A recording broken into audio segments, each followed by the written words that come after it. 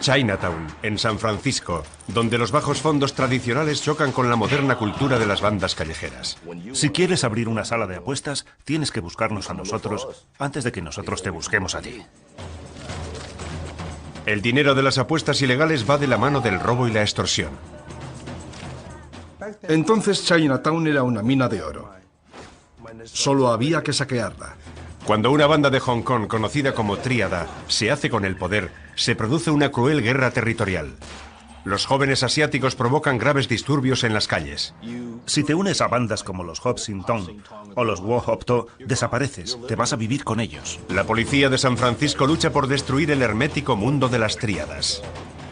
4 de septiembre de 1977. Son las 3:20 de la madrugada en Chinatown, San Francisco. Las calles están atestadas de ociosos noctámbulos, trabajadores nocturnos y estudiantes en busca de diversión. En el bullicioso restaurante El Dragón de Oro, Raymond Chow, alias El Gamba, se está tomando un refrigerio. Es un pandillero de 17 años que acaba de llegar de Hong Kong y ya se ha introducido en el mundo de las bandas de Chinatown. En Hong Kong era un delincuente muy peligroso. Estaba metido en muchas actividades ilegales. Teníamos contacto con las drogas, la prostitución y el juego. Mientras Raymond y sus amigos disfrutan de la comida china, 3 pistoleros irrumpen en el restaurante. Lo primero que oímos fue un disparo. Nos tumbamos en el suelo. Solo los que no tenían nada que ver se quedaron sentados. No supieron reaccionar.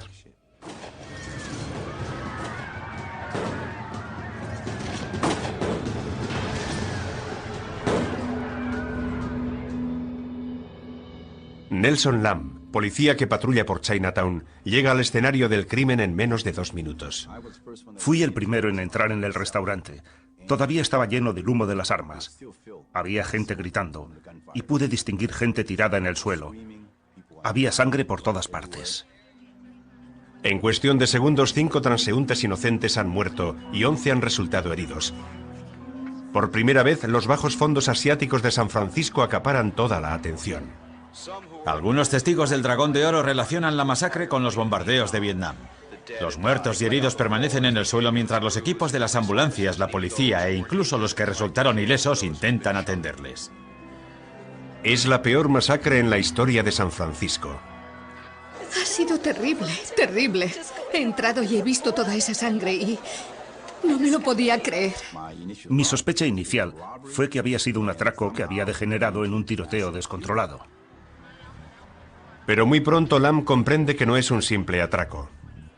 Me di cuenta de que en el centro del restaurante había un grupo de hombres asiáticos que reconocí como miembros de bandas callejeras. El tiroteo es un atentado contra la banda más grande de Chinatown, los Hua Chin.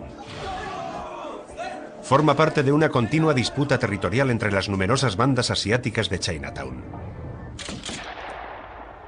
Para Chow, el tiroteo es un preludio a la guerra entre bandas al estilo norteamericano. No se queda a la espera de que la policía le interrogue.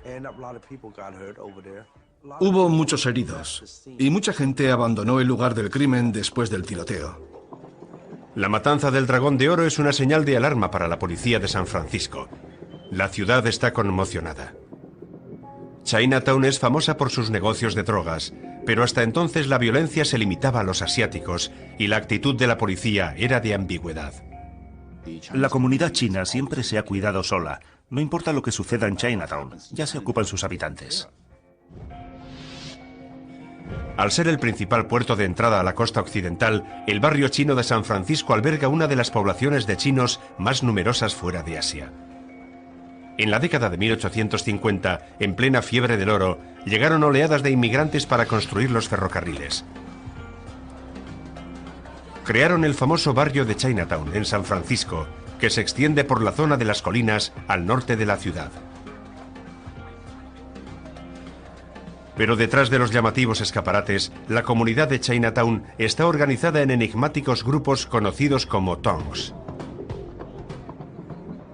En parte grupos políticos, en parte asociaciones de vecinos, los Tongs son unas singulares instituciones chino-norteamericanas que surgieron para ayudar a los inmigrantes chinos frente al racismo generalizado.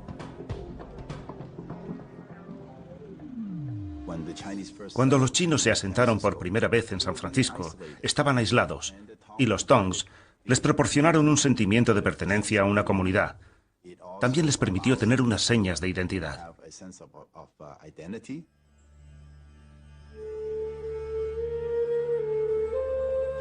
En San Francisco hay muchos Tongs. El más antiguo acoge una antigua organización de nativos chinos llamada Han Mun, Luna Colgante, o Masones Libres de China. Han Mun está relacionado con una trama de sociedades ocultas, también conocidas como tríadas, que existen en la China continental desde hace más de 300 años. Han Mun es el principal promotor de las tríadas. Todos los rituales de las tríadas fueron creados en Han Mun. Las tríadas eran famosas por el crimen organizado y el contrabando de opio, y acabaron siendo ilegalizadas en China y Hong Kong. La rama de San Francisco de Han Mun funciona como una asociación de vecinos legal. Pero en otros lugares de la ciudad, algunos miembros de los Tong que tienen contactos con las tríadas consiguen introducir opio en los Estados Unidos y crean una faceta dentro de Chinatown poco conocida en los noticieros.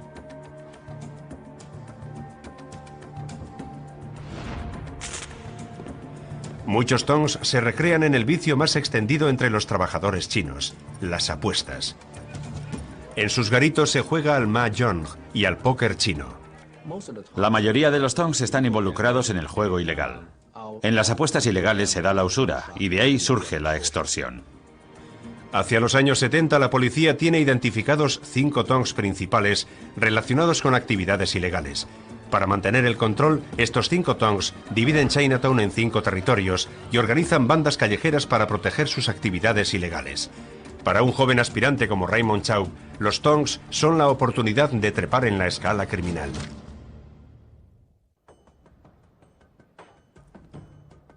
Chaub deambula por los patios de recreo de Chinatown, donde se encuentra con otros inmigrantes sin dinero y sin un lugar a donde ir.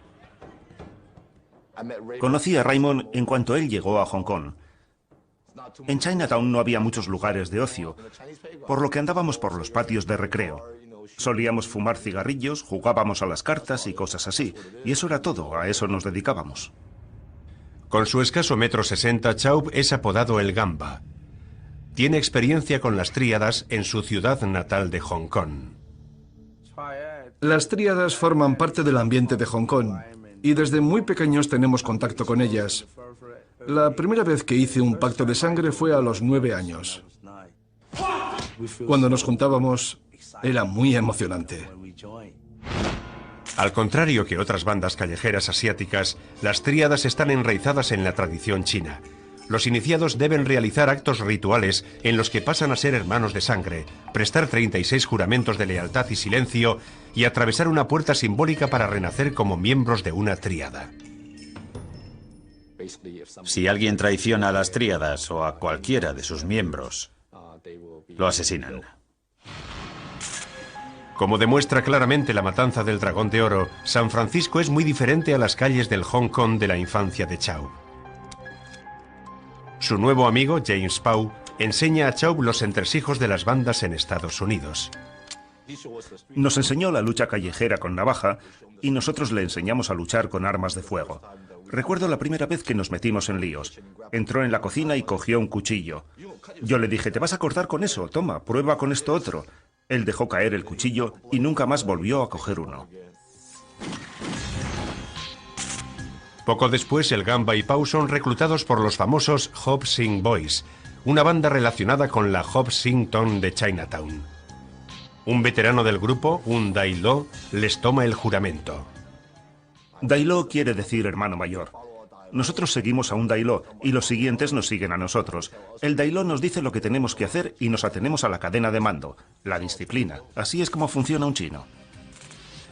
Como la mayoría de los Tongs, los Hop Sing tienen ramificaciones en todos los barrios chinos de Estados Unidos. Los jóvenes descubren una red instantánea de conexiones con los Tong. Cuando ingresamos por primera vez en Hop Sing, fuimos por todo el país, en nuestro coche de lujo. Fuimos a Seattle, Portland, Canadá, Vancouver, Los Ángeles. Hola, somos de Hop Sing, de San Francisco. Pero el motivo principal por el que Chow se ha unido a los Hop Sing Boys es la tentación del dinero fácil en San Francisco. Aquí los Tong controlan los garitos de apuestas ilegales que anidan en los sótanos de los edificios de Chinatown. Por aquel entonces, Chinatown era una mina de oro. Los chinos suelen guardar su dinero en metálico en casa. También guardan sus objetos valiosos. No confían en los bancos. En Chinatown corre el dinero a espuertas. Hay garitos de apuestas, préstamos con usura, y ahí es donde me metí. Los Hop Sing Boys recaudan deudas abusivas de parte de veteranos Tong y también extorsionan a los garitos de apuestas de su territorio. Si quieres abrir una sala de apuestas, tienes que buscarnos a nosotros antes de que nosotros te busquemos a ti. La banda también protege los ingresos del juego rechazando los ataques armados de otras bandas. Los Hop Sing Boys libran peleas callejeras con sus principales rivales, los Wak Ching. Tuve muchas peleas con los Wak Ching y otras bandas diferentes. He disparado muchos tiros. He participado en tiroteos en todas las calles de Chinatown. La rivalidad no es solo por dinero. Los Wak Ching son una banda al estilo norteamericano que rechaza los rituales y tradiciones de los Tong y las tríadas chinas. Los Wak Ching son una banda callejera. La diferencia con nosotros es que nosotros tenemos ciertas reglas que nos impiden hacer algunas cosas, pero ellos son libres, pueden hacer lo que quieran. Los más perjudicados por la delincuencia de las bandas suelen ser siempre los mismos, los propios asiáticos. Las bandas no son lo bastante fuertes o valientes como para perseguir a gente que no forme parte de su propia comunidad. Les da miedo meterse con los caucásicos, porque saben que los caucásicos acuden a la policía. Antes del incidente del Dragón de Oro, la policía hacía la vista gorda ante los delitos relacionados con el juego. Saben quiénes somos y nosotros sabemos quiénes son. Mientras no nos metamos en un jaleo delante de ellos, normalmente nos dejan en paz. Pero Chow es un delincuente ambicioso que pone a prueba este delicado equilibrio. El 18 de febrero de 1978, el Gamba y su banda deciden atracar un garito de juego local. Abrieron un garito nuevo, pero no nos lo comunicaron. Cuando me llegó esta información, decidimos acudir allí inmediatamente para comprobarlo.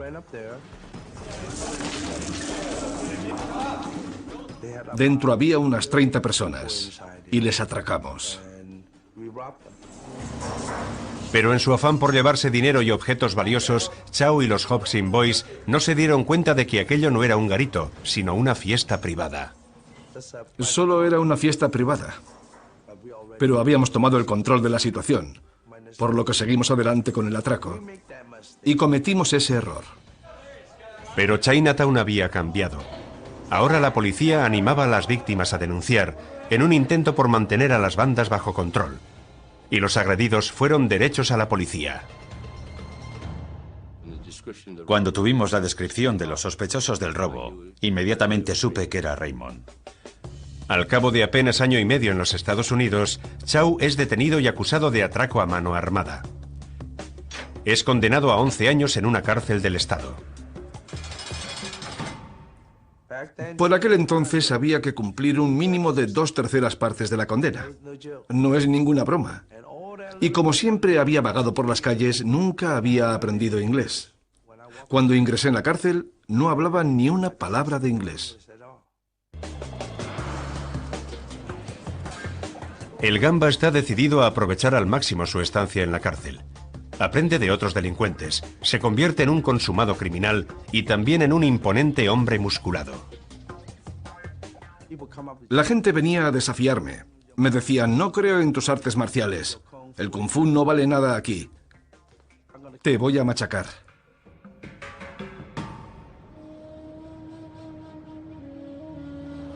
Pero mientras Chow está en la cárcel, el equilibrio de poder en los bajos fondos de Chinatown cambia.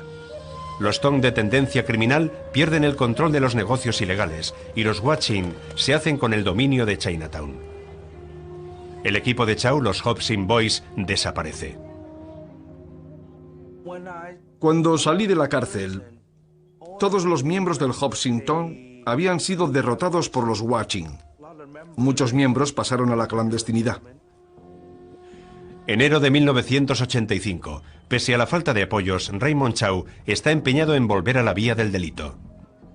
Gracias a los contactos con criminales que ha conseguido en la cárcel, Chow vuelve a estar metido hasta el cuello en asuntos de drogas, prostitución y venta de mercancía robada. Era el mayor comprador del mercado. Si tú atracabas una joyería, yo lo compraba todo.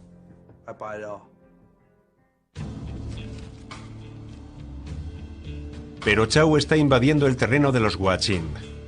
Su jefe es un poderoso gángster asiático llamado Danny Wong. Danny Wong, por aquella época, era jefe de Hwa-Ching.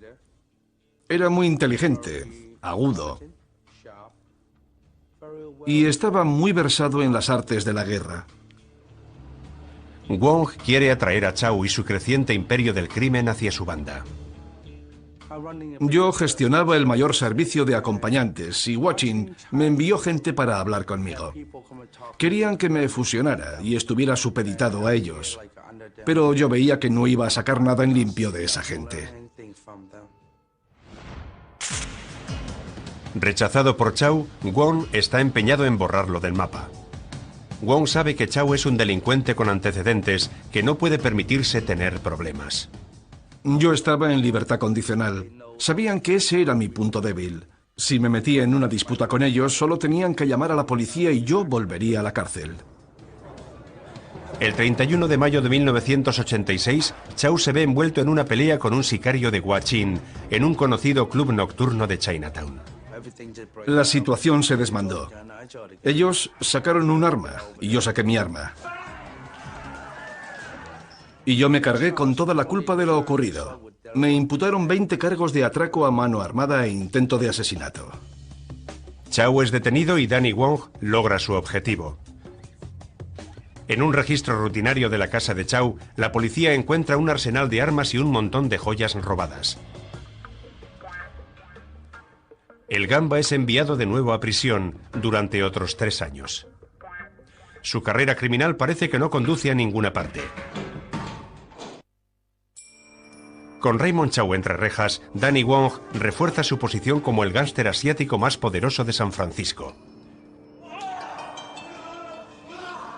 Pero muy pronto la amenaza de rivales locales como Chow queda ensombrecida por un desafío aún mayor: las tríadas de Hong Kong. Hong Kong, a mediados de los años 80. Bandas de tríadas firmemente asentadas aterrorizan a los vecindarios de la ciudad.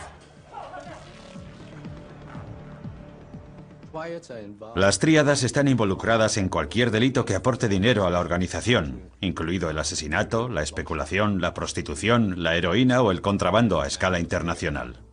Tras casi un siglo de dominación colonial, el gobierno británico anuncia que devolverá la ciudad a la República Popular China en 1997. El futuro de Hong Kong es incierto.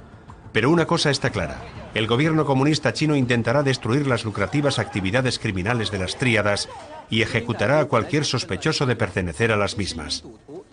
El tiempo se acaba. Las tríadas deben trasladar sus operaciones ilegales más allá de Asia antes de que los comunistas chinos asuman el control total de Hong Kong.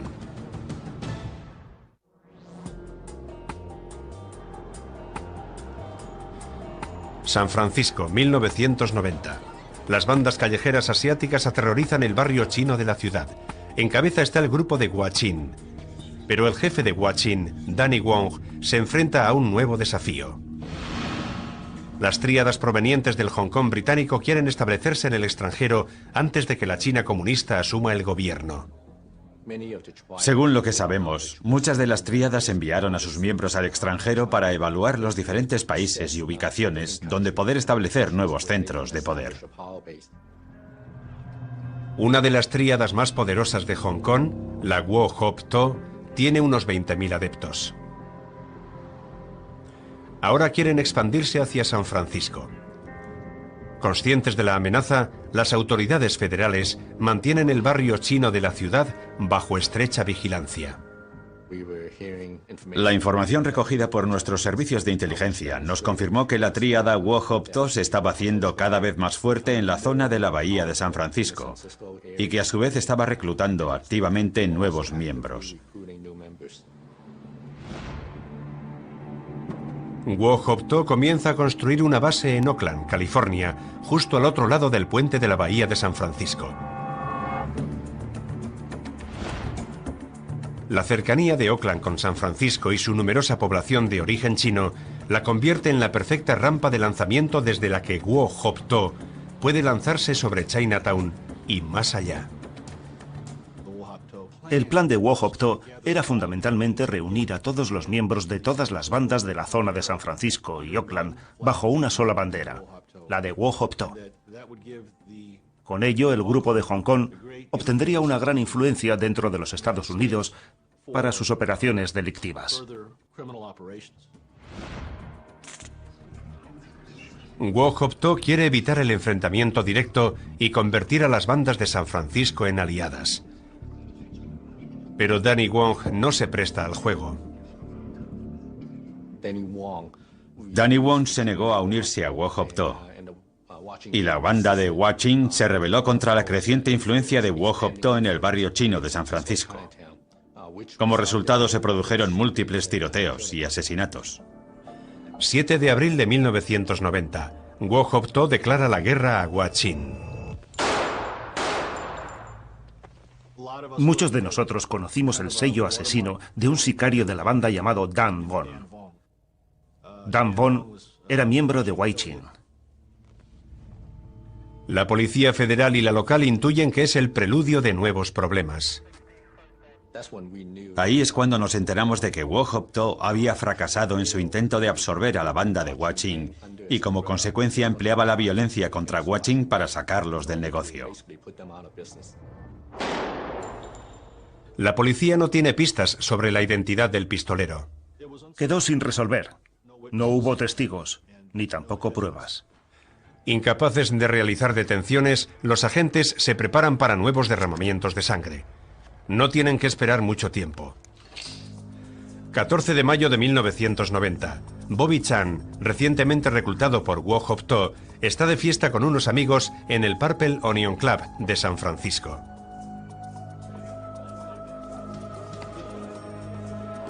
Cuando el grupo de Chan sale del club, los pistoleros de Hua Qing le están esperando. Pero Bobby le ha prestado su chaqueta a un amigo, lo que hace que los pistoleros confundan su objetivo.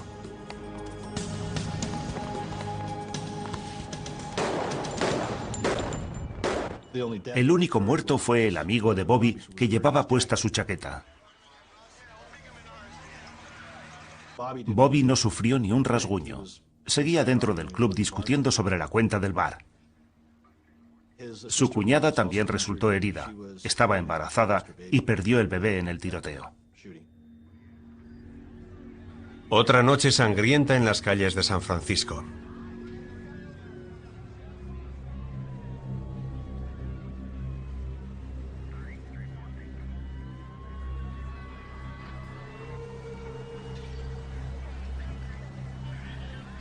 Las comisarías de policía reciben presiones para evitar nuevas matanzas. La gente moría y acaparaba los titulares de las noticias de las 6. La violencia de las bandas recibió mucha publicidad. Los esfuerzos policiales se intensifican tanto a nivel local como federal. El FBI logra un importante avance gracias a la pista proporcionada por otro caso. Identifican al responsable del reclutamiento de Wo Hop To, conocido por las demás bandas como El Tío. Una importante noticia para la policía de Oakland. Vino el FBI y me preguntó, ¿conoce alguna persona bajo el nombre de Cao Fu? En cantonés significa el tío. Y yo les dije, no, jamás había oído hablar de él. ¿Por qué? ¿Qué es lo que está pasando? Los agentes del FBI creen que este es el hombre apodado El Tío, un empresario de Hong Kong recién llegado como inmigrante, Peter Chon. En un principio nos enteramos de que Peter Chon cada vez estaba más activo en el barrio chino de San Francisco. Había comenzado involucrándose en labores caritativas dentro de la comunidad. Chong parece un inocente empresario al que le gustan las apuestas, pero los federales opinan otra cosa. En realidad se estaba involucrando en iniciativas criminales dentro del mundo de las apuestas, de las salas de apuestas ilegales. 2 semanas después del tiroteo del Purple Onion Club, los agentes federales siguen a Peter Chong hasta un restaurante en la zona del embarcadero de San Francisco. Chong va acompañado de nada menos que Raymond Chow, el Gamba. Chow asegura que Chong acudió a él en busca de ayuda tras la venganza de Hua Chin. Tras el tiroteo del Purple Onion, fue la primera vez que Peter me pidió ayuda. Peter no sabía cómo tratar a Danny y no podía derrotarlo. Ambas partes tenían mucho miedo. Para ser un recién llegado a San Francisco, Chong parecía tener gran influencia y poderosos contactos. Chow no tiene ninguna duda de que él es el representante de Wo Hop To, el tío. Peter tenía muchos problemas. Estaba apoyando al grupo de aquí. Quería que Hua Chin se uniera a Wo Hop To y no tenían suficiente fuerza. Chong pide a Chow que le acompañe a una reunión con Danny Wong destinada a proponer una tregua. Para Chow esto es una oportunidad de oro para entrar en la tríada Wo Hop To. Me convertí en el garante de las conversaciones de paz. Pasara lo que pasara, yo era el responsable. Chong negocia una tensa paz entre Danny Wong y los miembros de la tríada Wo Hop To, a los que ha tiroteado. Ambas partes acuerdan un cese de la violencia.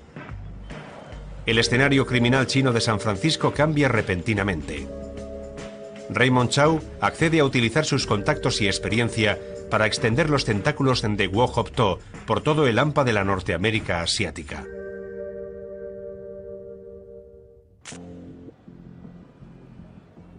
Junio de 1990. Recién nombrado jefe de negociaciones de Wo Hop To, Raymond Chow, el Gamba, quiere afianzar su posición frente a otros jefecillos de Wo Hop To. Para ello necesita una guardia pretoriana fiel. El Gamba decide insuflar nueva vida a su antigua banda, los Hobson Boys, y se dirige a las escuelas de San Francisco. Nos enteramos de que Raymond había empezado a reclutar pandilleros en los colegios de secundaria Washington y Lincoln de San Francisco. Gary, nombre ficticio del testigo, ingresa en los Hobson Boys en 1991. Su voz y su rostro están distorsionados para proteger su identidad. Raymond Chow tenía mucha fama en Chinatown. Era puro músculo y nadie se atrevía a meterse con él. Chow ofrece refugio a los chicos en una serie de pisos francos por toda la ciudad, donde tienen acceso libre a las drogas, el alcohol y las prostitutas. Para un adolescente rebelde es el entorno ideal. El hermano mayor nos pasaba comida, dinero, de todo. Allí pasábamos la mayor parte del tiempo. La introducción de pisos francos supone toda una innovación en la cultura de bandas de Norteamérica. La diferencia con los Crips y los Bloods y las demás bandas tradicionales de los Estados Unidos es que pegas 4 tiros y luego te vas a casa con mamá y papá o con tu familia. Pero en las bandas asiáticas, si te unes a bandas como los Hobson To o los Wo Hop To, desapareces, te vas a vivir con ellos. La banda es el entorno perfecto para los jóvenes. Nosotros cuidaremos de vosotros. Sabéis que siempre tenéis nuestro apoyo. Somos una familia. Chow utiliza a su red de pandilleros para distribuir droga. Los pisos francos mantienen a los chicos lejos de las calles y fuera de la vista de los policías. Mantenemos la paz en las calles y esperamos a los grandes proveedores. Cuando llega la droga, se distribuye sigilosamente. Así es como se gestiona la red, como se gestiona el negocio de la droga, sin problemas.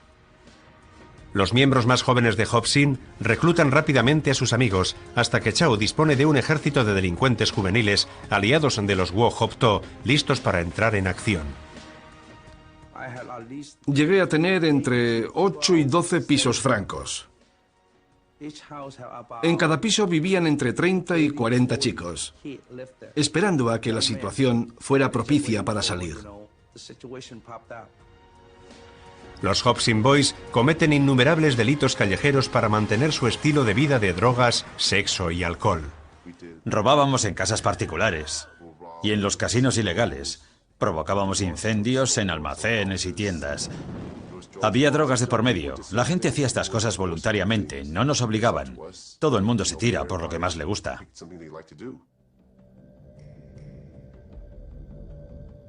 El creciente ejército callejero de Chow empieza a suponer una amenaza para Hua Qing. Un resentido Danny Wong traiciona a su antiguo rival y rompe la tregua pactada. Chow cree que controla las calles, pero durante un paseo por Chinatown con Peter Chon se ven envueltos en problemas. Era por la tarde, a plena luz del día. Fueron rodeados por un grupo de pandilleros de Hua Qing, armados hasta los dientes y dispuestos a asesinarlos. Lo único que les salvó de morir fue la repentina presencia de un coche patrulla que se acercó por allí y la banda se dispersó. 19 de abril de 1991. Danny Wong ha quedado con varios miembros de su banda Hua Qing. Es día de paga y Danny Wong recoge $25.000 en metálico. Danny tenía la costumbre de reunir a sus hombres a primera hora de la mañana. Luego se iban a comer y posteriormente se escabullían por algún rincón de Chinatown. Wong espera a que finalicen la comida. Alguien se hizo con la llave de la puerta de entrada y la cerró, dejando a los hombres de Danny sin capacidad de intervenir en lo que estaba pasando fuera.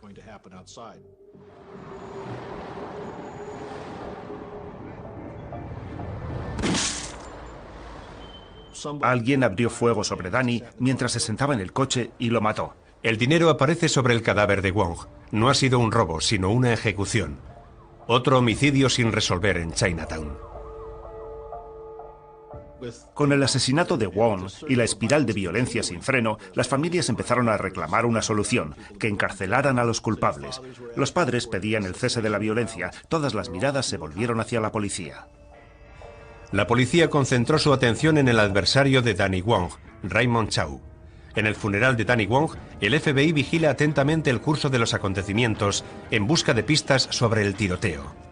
El funeral fue uno de los más multitudinarios de la historia de Chinatown. Y desde luego, Raymond conducía el Jaguar de Chon. Aparecieron allí y entraron. Les cedieron los puestos de honor. Estuvieron presentes para demostrar que ellos no lo habían hecho, que formaban parte de la comunidad y que lamentaban la muerte de Danny Appy Wong. Pero los federales no se lo creen. Para ellos solo significa una cosa. Wo Hop To está a punto de hacerse con todo San Francisco.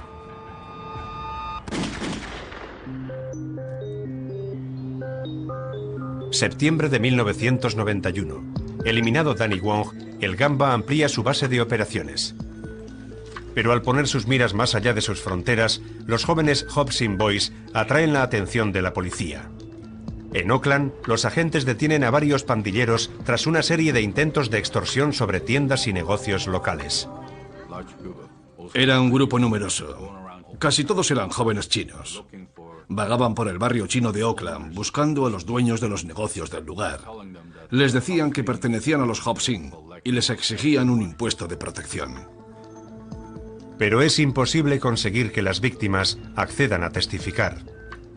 La amenaza era real. Estaban muy asustados, pero identificar a los autores y testificar en los juzgados era algo que nadie estaba dispuesto a hacer. La policía de Oakland no puede presentar cargos sin testigos. Necesitan más pruebas y ponen a los miembros de Hobson bajo vigilancia. Junto con el FBI y la policía de San Francisco, pronto localizan el cubil de la banda, un piso franco de la avenida 47 en el distrito de Sunset. La casa de la avenida 47 fue objeto de vigilancia por nuestra parte. Era una zona residencial, donde nadie habría sospechado que se ocultaba una banda callejera. Tras una investigación de la casa alquilada, se comprueba que el dueño es nada menos que Peter Chong. La policía obtiene un permiso judicial para registrar la propiedad. Entramos en la casa y descubrimos indicios de allanamientos, robos, objetos sospechosos como máscaras, machetes, cuerdas y cinta adhesiva. También encontramos una chaqueta antibalas con el nombre de Peter Chong. Pero eso no es todo. El equipo de investigación encuentra pruebas que confirman las sospechas de que Chow ha traficado con drogas. Una maleta vacía, pero estaba cerrada con llave. Trajimos a un perro entrenado para detectar drogas y la señaló inmediatamente. A pesar de estar cerrada, era evidente que en algún momento determinado había contenido drogas. No hay pruebas concluyentes de que Peter Chong esté involucrado en las bandas. Pero tras la operación de la policía, la propiedad de Chong es embargada judicialmente. Era la casa de Peter. Él comprendió que había demasiada gente que conocía la casa y tenía que desprenderse de ella. Chong ordena a Chol Soo Lee, uno de los principales sicarios de Chow, que queme la casa. Peter le prometió a Chol Soo Lee $30.000 por el trabajo. 21 de septiembre de 1991. Chol Soo Lee y un cómplice llevan a cabo la acción. Pero Chol Soo Lee tiene un despiste imperdonable.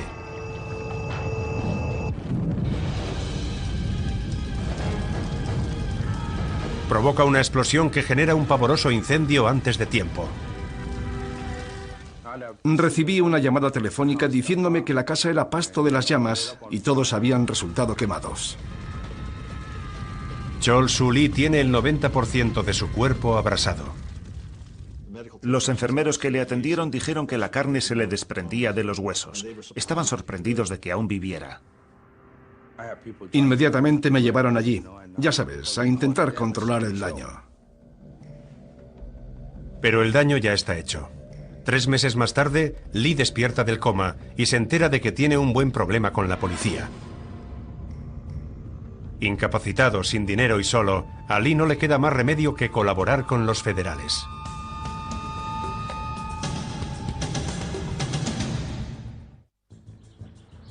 San Francisco, diciembre de 1991. La tríada Wo Hop To domina los bajos fondos asiáticos de San Francisco. El FBI está tras los pasos del presunto cabecilla, Peter Chong, y su sicario, Raymond Chow. La mayor preocupación del FBI es que la tríada extienda su poder más allá de San Francisco. Creo que la ambición de Wo Hop To era crear una red para extender su influencia por todo Estados Unidos. Chol Soo Lee, el pirómano gravemente herido, accede a declarar que Chong ordenó la destrucción del piso franco de la banda. Los investigadores del FBI podrían detener inmediatamente a Chong y a Chow, pero no se conforman. En un intento por descubrir una conspiración más amplia por parte de Wo Hop To, el FBI solicita al juzgado una autorización de escuchas telefónicas. Pero los famosos tiroteos de Chinatown también han suscitado el interés de los estamentos políticos. Mientras el FBI espera la autorización, sorprendentemente Peter Chong y Raymond Chow son citados a declarar ante el Comité del Senado en Washington, D.C. Chong permanece con los labios sellados. ¿Cuál es su grado de involucración? Quiero acogerme a mi derecho a no declarar. Esto pone en peligro las escuchas del FBI. En cuanto volvieron, todo el mundo miraba de reojo. Se preguntaban, ¿quién nos está vigilando? ¿Qué está pasando?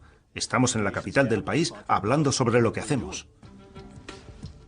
31 de enero de 1992. Los agentes especiales Kim Man-wong e Yi Chin activan el dispositivo de escuchas. Al principio fue descorazonador. Habíamos pinchado 5 teléfonos. 3 de ellos no daban señal. El teléfono de Peter estaba apagado y durante un tiempo el de Raymond también estuvo apagado. Es un duro golpe para los federales. Sin vigilancia telefónica, es poco probable que puedan averiguar más cosas sobre las actividades de la tríada.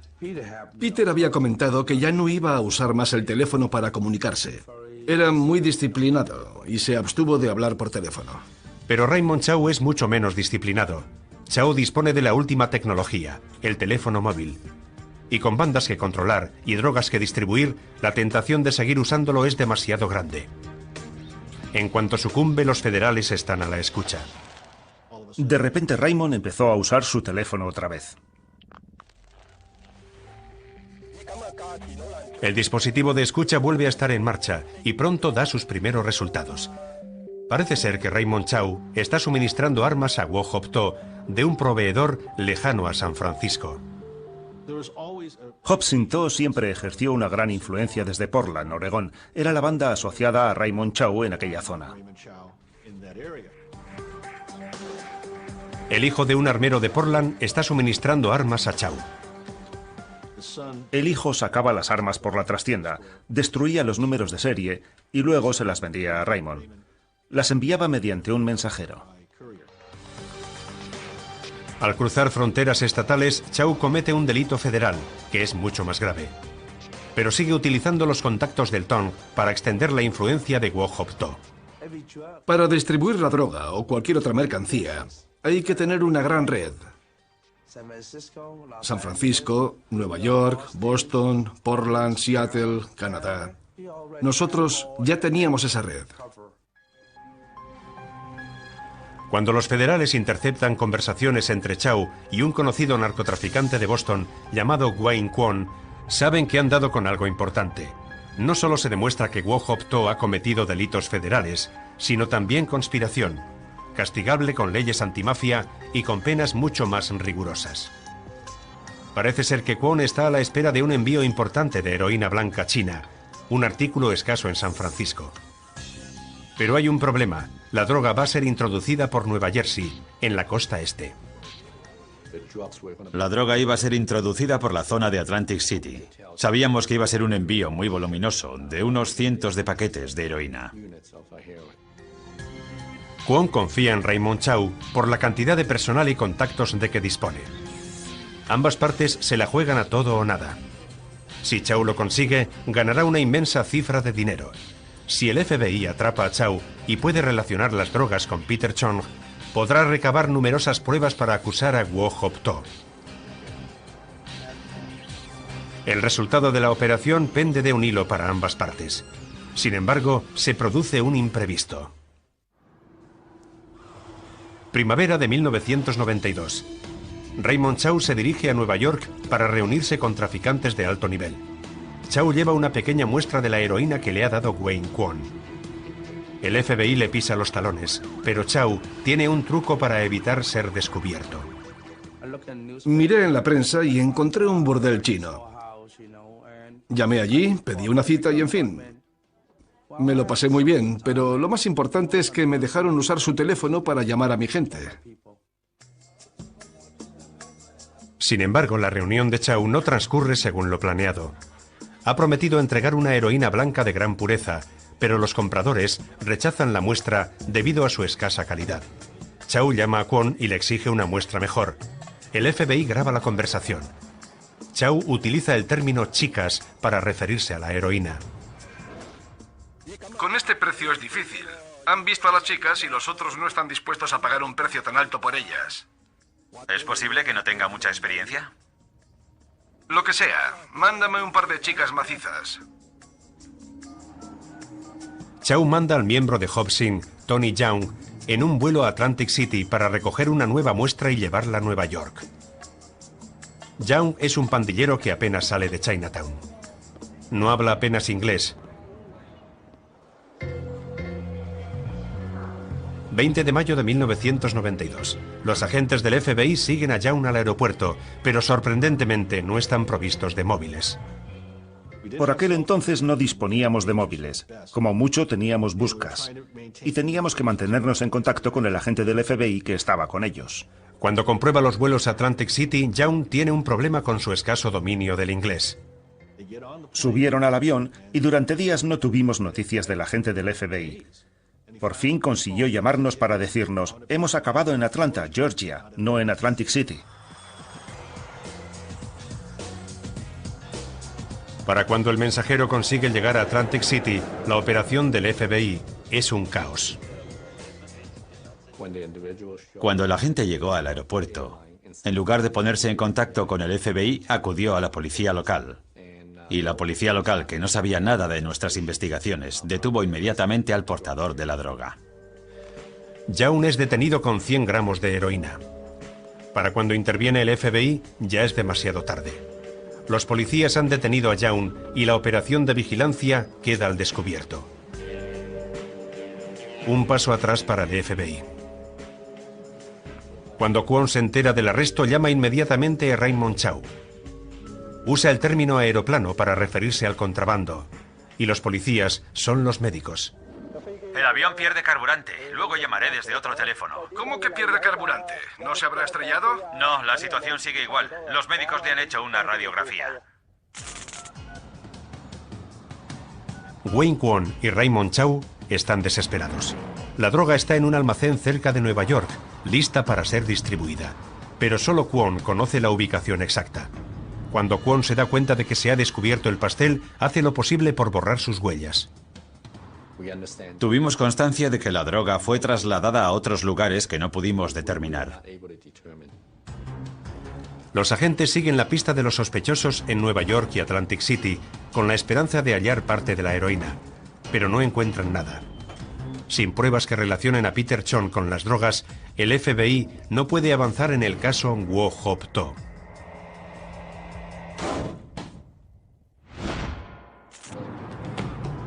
...30 de mayo de 1992. Los investigadores del FBI se dan por vencidos y detienen a Raymond Chow en el aeropuerto neoyorquino de La Guardia. 2 días más tarde, Wayne Kwon es atrapado en Boston. El supuesto cabecilla, Peter Chong, decide que es el momento de volver a Hong Kong. Cuando los agentes federales registran la casa de Peter Chong, la encuentran prácticamente vacía. El FBI de San Francisco lucha por encontrar pruebas acusatorias. Entonces llega una llamada de Boston. Wayne Kwon accede a colaborar con la justicia. Solicita ser testigo protegido a cambio de declarar que conspiró con Raymond Chow para importar y vender drogas ilegales. El abogado defensor, Alan Kaplan, cree que el FBI actuó a la desesperada. Kwon comprendió enseguida que si colaboraba, si les contaba el relato que ellos querían oír, podría irse de rositas, en vez de cumplir 20 o 30 años de cárcel.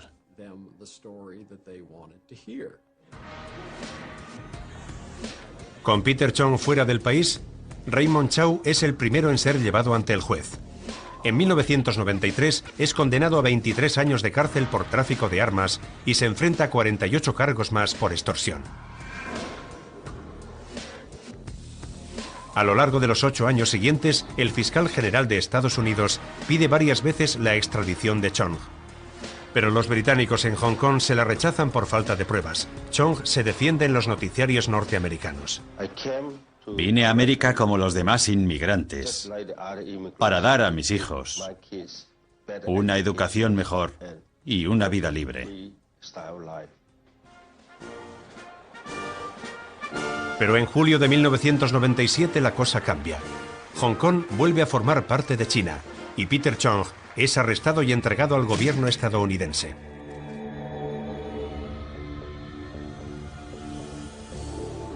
Para el año 2000, Raymond Chow considera su deuda saldada con Peter Chong.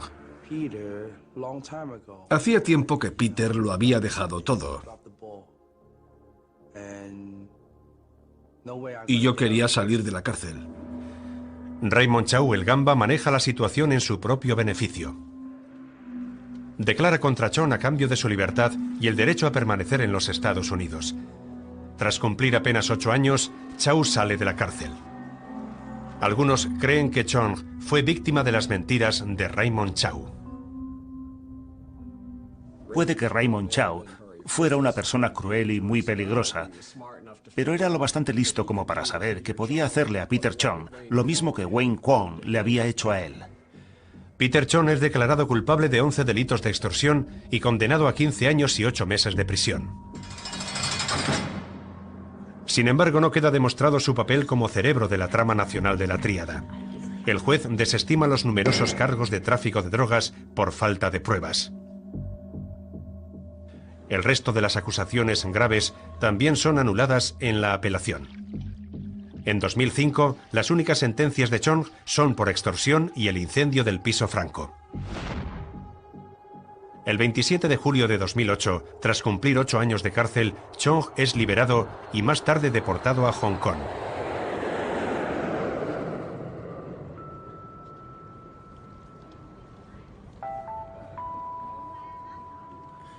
Hoy muchos creen que el gángster más peligroso de Chinatown, Raymond Chow, salió muy bien librado.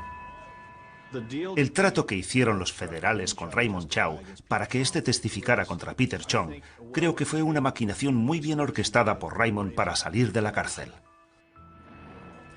Chow no puede abandonar el barrio chino de San Francisco. Cree que los federales están esperando a que él rompa los acuerdos de la condicional.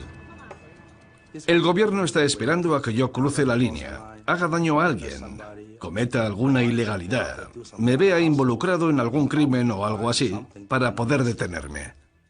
Y créame, no lo van a conseguir. Rehabilitado o no, el barrio chino de San Francisco sigue inmerso en el misterio de las tríadas y el legado de los crímenes de Raymond Chow.